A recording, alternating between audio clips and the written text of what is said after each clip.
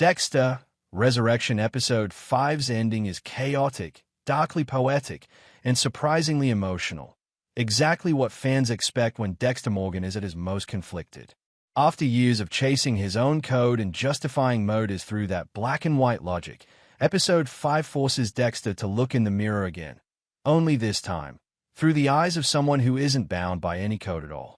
Let's talk about Harrison first. If you've followed this new series from the beginning, you know how much Harrison's guilt has been eating at him. Shooting Dexter at the end of New Blood should have been the end of his father's legacy, but instead it triggered something in Harrison, something wild, angry, and uncontainable. His conscience is cracking under the weight of killing Ryan Foster. He was ready to confess everything at the police station, not out of strategy, but out of unbearable guilt. And then Dexter shows up. This reunion isn't triumphant, it's traumatic. Imagine thinking you've killed your father, and then he just shows up at the police station as you're about to confess to murder. That's what Harrison is dealing with. When Dexter whisks him away, it's not just a getaway, it's a confrontation of their shared trauma. But Harrison sees right through him. He even compares Dexter to Michael Myers and Jason Voorhees, monsters who just keep coming back, immune to death and emotion. It's not a compliment, but here's where things get painful. Dexter tries to tell Harrison that is more than his worst moment. But Harrison doesn't want philosophy. He wants accountability. He wants to know if remembering Deb, or Captain Lagerta, or Rita, his own mother, makes any of this hurt less. And the truth is, it doesn't. That kind of grief doesn't fade. It mutates. And Harrison doesn't want to mutate anymore. So he walks away. This leaves Dexter spiraling. Once again, he's rejected, first by society, now by his son. And that's when MIA calls. If you're still wondering whether MIA is just another version of Dexter, Episode 5 makes it clear. She isn't. She's something darker, less conflicted, more predatory. When she casually admits to killing innocents, not just predators like she claimed, Dexter's internal red flag finally lights up. She's murder horny, as she calls it. That's not a code. That's chaos. The date they go on is filled with tension, even when they flirt or share lonely stories. Dexter pretends to enjoy it, but he knows deep down that she's not just dangerous, she's someone he needs to stop. Not because of justice, but because of Harrison.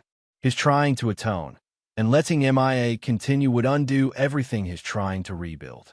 That's why the final act of the episode hits so hard. Dexter breaks into Mia's apartment while she's luring her next victim.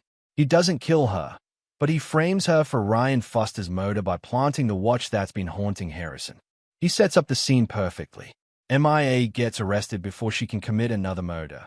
And just like that, the trail leading to Harrison is gone. Dexter saves his son without shedding a drop of blood. But it's not a clean win. It never is with Dexter. Wallace finds the planted evidence and is thrown off. But she's not dumb. This twist might throw her for now, but Dexter knows it won't last.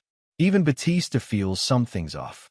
He sees the news about Lady Vengeance and immediately suspects Dexter's involvement. This is a dangerous game Dexter's playing, and every move he makes invites more suspicion.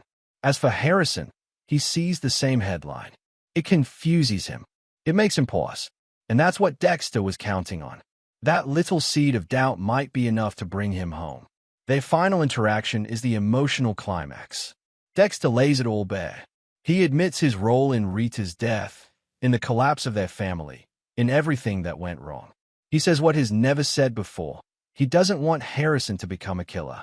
That line, "You're the reason I live," that's not Dexter being manipulative.